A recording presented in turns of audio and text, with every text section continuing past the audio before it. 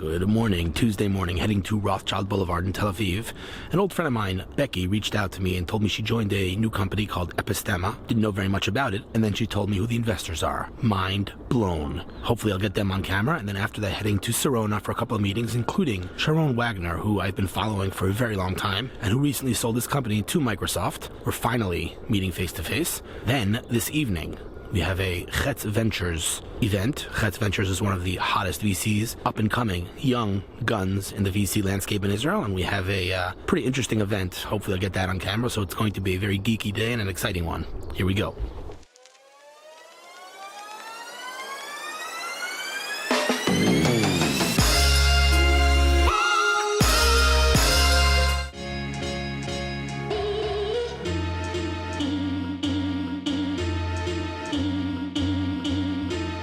A modern-day miracle, Rothschild Boulevard, parking in the middle of the street on Rothschild. That is quite literally impossible and never happens. I'm coming to Epistema right here.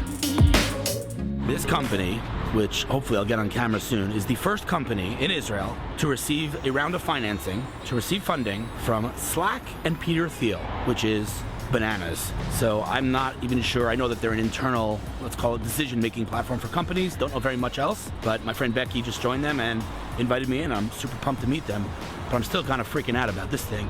That is like on Rothschild Boulevard. All right, caffeine now.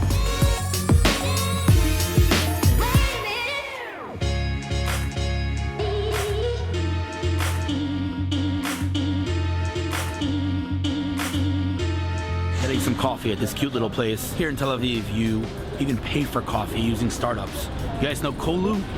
I just read yesterday that they raised a new round, and here it is in the coffee shop of Tel Aviv.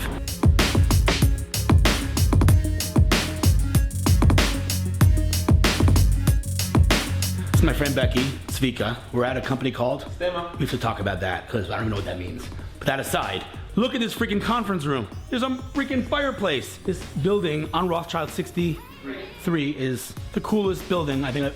What is this wood? I don't feel like I'm in a conference room. It's like a museum here. All right, I'm turning this thing off so we can talk, and then we'll turn it back on. You'll meet these guys. Here's what blows my mind about Israeli tech. That I'm still meeting companies like you guys. Like I thought I knew everyone in this country. It's never ending. And this is a company that breaks all the rules. Becky and I go way back, and you reached out, I joined this company, and I'm like, oh, I'm happy to come in, catch up with an old friend, thinking it's probably another, I don't mean to say this in a mean way, but some other lame startup, they're probably doing something, I don't know, some social networking thing or whatever. And then you told me who's backing you guys. So we'll get there. Who are you? What's your name? Hi, my name is Zvika. I work in Epistema as the CRO. Okay, Epistema as the CRO. Becky, hi, I manage sales. Awesome. Okay, what is Epistema? Epistema created a way for teams to make efficient decisions in the workspace. So I'm gonna dissect it. Decisions. Let's back up. 2019. We have autonomous cars. We have drones. We have artificial intelligence. We got freaking robots. And I'm making a decision in the workspace today, in the workplace, professional decisions, like it's 1985. Exactly. Enter Epistema. Enter Epistema. There's a 10-second pitch right there, baby, on camera. Wow. Love it. No, but I'm serious. Think about it. There are things that haven't evolved, and it begs the question, like, we have all the components needed to make decisions in a more effective and efficient manner, and yet we're making decisions literally, like you gave a great example. I loved your example. You're like, if an 8-year-old kid wants to know if the world is flat, he will open Google and write, is the world flat? And he will come away thinking the world is flat. Exactly. Broken. Okay. So that's, let's call it, interesting. Why is this a company that breaks all the rules? Who backed you guys? Are we going to talk about that on camera? Yes, it's fine. So Epistema is backed by Peter Thiel's fund, Mithril. As you know, Peter Thiel invested in various companies, including Palantir and others, and there are... I love, by the way, his book. Peter Thiel, okay, he's like the Justin Bieber of the tech world, okay, whatever. Is Justin Bieber still cool? I don't know. But he's a freaking legend. He's a legend, there's no question. But not only did he invest, but he has 2 funds. Which did he invest from? From his late stage fund. And you're an early stage startup? We are an early stage startup, and it's only his second investment of that kind in history. The first one, by the way, was in Helion. Helion is a company that develops... Wait, sit down for this one. Yeah. So Helion is a company that develops a nuclear fusion reactor and I think investing in us and in them kind of demonstrates how contrarian they are and how cool they are. Exactly. And they are. So he's one of your cool investors. Who's Yes. the other incredibly cool investor? Yeah, we're also proud to be backed by Slack. So Slack is made their first investment in Israel in Epistema. We work very closely together. That is just outrageous. And let's not forget, what offices are we sitting in? Who else backed you? Yes. So our seed investors is Pico Partners and Ellie Wortman's the man. Love the guy. Tal's amazing. Amazing. I mean, amazing. Not to forget Mizma, who led the round, and amazing. Listen, we talked about this before, and you've heard me talk about this. Home run. You need a home run. When you have investors like that, I'll tell you a story. When Facebook IPO'd, I was talking to a friend of mine, and he said, I'm not buying Facebook stock. And I was like, what are you, crazy? Why? And he goes, they don't know how to monetize. And I'm like, dude, they have 1.5 billion users, now 2.5 billion. You got to be talented not to monetize 1.5 billion users. With backers like that, you got to be talented not to build a unicorn here. This is going to be a unicorn, this company. Of course, you need to execute, of course. But these guys don't back just anyone. Now, of course, we can't talk about this on camera, but is it okay to say, and if not, I'll delete it, to say that the founders of this company have the most insane background in the security world? Can we say that? Probably, yes. Is that okay to say? Not giving details, because of course we can't talk about it, but backgrounds, completely insane. All right. So now, in 2 minutes, because we all got to go, this is, like I said, a kickoff meeting 1.0. We're going to do another one soon because I'm blown away and we didn't even come close to touching the surface. But walk me through this. We talked about decision making. How does this actually work? So basically, anyone can throw in a question, but the question will not be handled by email or by Slack. Okay. It will be thrown into our backend, which is, of course, governed by a lot of AI. Do you call it an engine, or what do you call it? Yes, it's a very sophisticated engine because for the first time, people are assessed with their credibility level on any different topic. Oh, I love that. So when you and I disagree on a marketing related topic, if your credibility is higher by the system than mine is, then it's not just an upvote, downvote competition. You're wearing a purple shirt, so you win. I definitely win. Yeah, go on.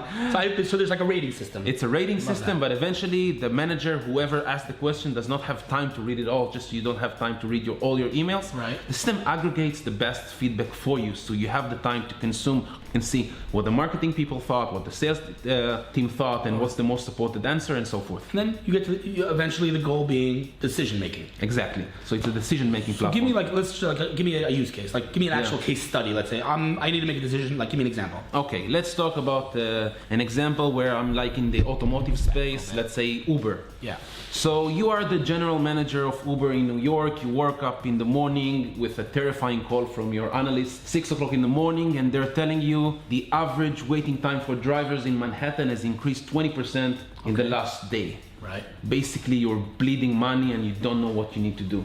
As opposed to just sending emails or Slack message hoping something will, appear up, or just sending your analyst into the data, you pose a question into our product. What happens is that you get the customer success people and you get the sales and the R&D to basically provide their different reasons why this could have happened. So the product guy can come and say, listen, I deployed a new algorithm change. And the customer success guy is going to say, listen, we have a problem with some of our drivers because they're getting promotion from our competitors, and so on and so forth. Suddenly someone from sales is going to come and support your view but challenge my view. Over time we will aggregate all of that, and eventually the general manager who asked the question is going to get an aggregated form of what he needs to do next and make a decision based upon that. Incredible. All right, listen, like I said, we have to have another meeting like yesterday because I actually want to see the product. There's a lot of things we have to do. Bottom line is incredible, super duper impressive. Even without your investors, it's just such a need. I mean, everybody needs it basically. Every single business in the world needs it because this isn't decision making of what color socks to wear in the morning. Speaking of socks, we got to talk about that in a second. But it's a decision that's driving bottom line business revenue. Exactly. So everybody needs it. Speaking of socks, though, being how Slack invested in them and they're a partner. Look what I got! That's number one. Even though they changed the logo, so I expect an upgrade, an update, and let's do a real time unboxing. This is the swag. Yeah, it's so cool. All right, but you're biased. Yeah, it creates an action item for you though. Oh, yes. That's all right. Ooh, what is it, a puzzle? It's our 3-dimensional logo that you need to build yourself. Oh, that is super cool. So and you have instructions inside. And this is the logo in 1 dimension. I got a 3-dimension. All right, I dig it. That is actually, I like that a lot. That's kind of cool. Thank you very much. Listen, guys, bottom line is, till we meet again, which will hopefully be soon, I want you guys on your end, your action item, anything I can do to help. You tell me, this is a challenge that we have, a short-term challenge, right? Long-term, this will take time. Short-term, if there's something that, I don't know, whatever, an announcement, I don't know, whatever it is, and you think Hillel can help, consider it done. Thank you. One-line email, and you know how fast I respond to email. But I mean it. Like it would be a privilege and an honor for me to help you in any way, shape, or form. And like I said, this is unbelievable. And I'm just blown away that I'm meeting companies at this caliber in Israel. It never ends. It just never ends. It's unbelievable. All right, guys, I'm running to my next meeting. It was fantastic to meet you, and I appreciate the invite in here. Yeah, and we're going to continue the conversation soon, all right? Definitely. Awesome. Thanks, guys. Back in Sarona, going to meet Sharon Wagner for coffee. Known the guy for many, many years. Sold his company to Microsoft recently. Never actually sat with him. About time. I love Sarona Market. One of my favorite places in Tel Aviv. And it's beautiful. Beautiful here. Now to find the coffee house. I have the worst sense of direction. The worst. Oh, what a day it's been. What a day it's been. I was saying this morning when I met with a company, like after all these years, I'm still meeting companies that blow my mind. And sure enough, who do I meet after? All right, so first of all, let's start from the beginning. Where did we connect? How did we originally connect? Me and you. Last week's Was it event. last week? It was 2 weeks ago, maybe. I don't know. I feel like it was a year ago. Maybe it was. Okay, so what's the VC? Up Ventures, no? No, Ground Up? Ground Up Ventures. No, because there's Upfront Ventures and there's Ground Up Ventures. I always get them mixed up. So yeah. David Stark, the man himself, was an amazing event. So I did a talk on pitching investors, and you were in the crowd there, right? Yeah. Okay, so your pitching job is super easy. Like you sent me, what did you send me an email? Yeah, Like, LinkedIn. LinkedIn message, yeah. what'd you write? Like we're bringing people to space, and I'm like, you had me at hello, let's have coffee, Yeah. something like that. Yeah. Okay, so I mean, these guys, you know, part of the problem, the challenge of startups is pitching your story. These guys don't have that problem. Let's start from the beginning. What's your name? Jonathan. Jonathan. Your name? Guy. Over there? Good looking guy? Elad. All right. So, you know how I often talk about I like being the dumbest person in the room? So usually I'm like, there's the entrepreneurs and I'm like over here. In this case, there's the entrepreneurs and I'm somewhere underground over there. So these guys, rocket scientists, kind of, space people, space experts. I don't know. I know so little about what you, like this world, that I don't even know what to call you. Give me your background real quick. Mine is entrepreneurial. Actually, I have a couple of company of product design studios. And your background? I'm a physicist and a mechanical engineer. Because I always meet physicists and mechanical engineers. Yeah, and what do you do? Architecture and design. Okay, so these guys are, let's just jump to the chase. Like, let's just jump right in. What do you do? What are you guys doing? Okay, so we're developing a reactor to take lunar soil and make it into oxygen and iron. That's like... Why? The reason is that NASA, the European Space Agency, the Russians, the Japanese, SpaceX, Blue Origin, they all want to establish permanent bases on the Moon and Mars in the next couple decades. Their main problem is that I can't help it, dude. I can't help it. It's like, what are we even talking about? I can't. It's like, it's too much. Yeah, go on. Sorry. Yeah. So it's extremely expensive to send stuff Give me the to numbers. the moon. Why? Yeah, it's around $1.2 million to send 1 kilogram of mass to the surface of Why? the moon. Shipping costs a lot. The fuel. Okay, yeah. great. You need to beat Earth's gravities and atmosphere. It's extremely expensive. Okay.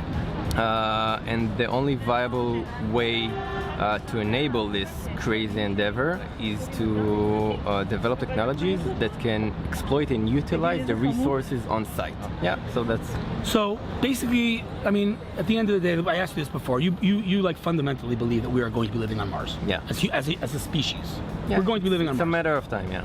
Give me an estimate of when that will happen, in your opinion.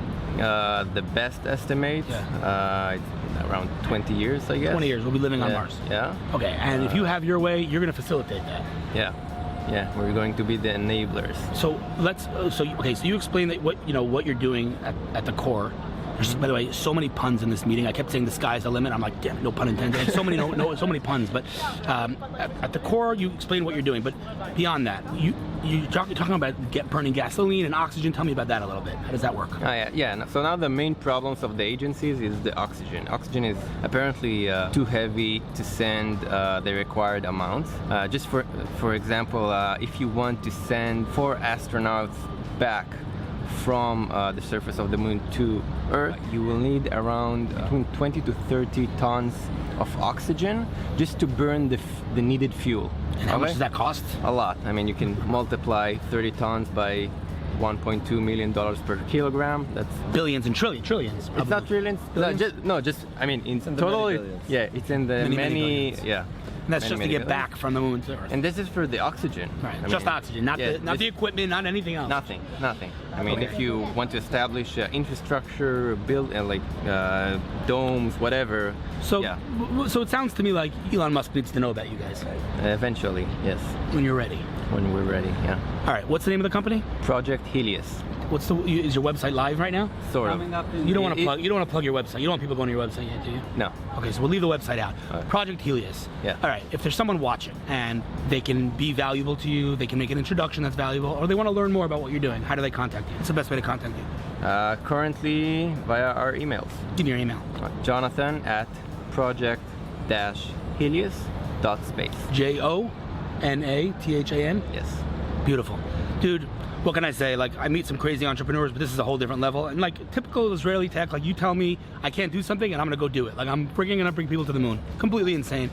Glad you reached out. If I could, usually I say if I could help with anything, I don't know what I could possibly do to help you guys, but if there's something I can do to help you, you know where to reach me. And yeah, bring us to the moon, baby. By the way, I call first dibs on Mars. Like, Sure. all right, dude, thanks for your time, man. Thanks. So I skipped lunch today, and I called a couple of my favorite people in the world to join me, totally spontaneously, at Memphis, because where else? This good-looking guy. Who are you? What's your name? My name's Aris Ostrovsky. Who are you? Who am I? I'm someone that retweets Hillel a lot. No. Who are you, man?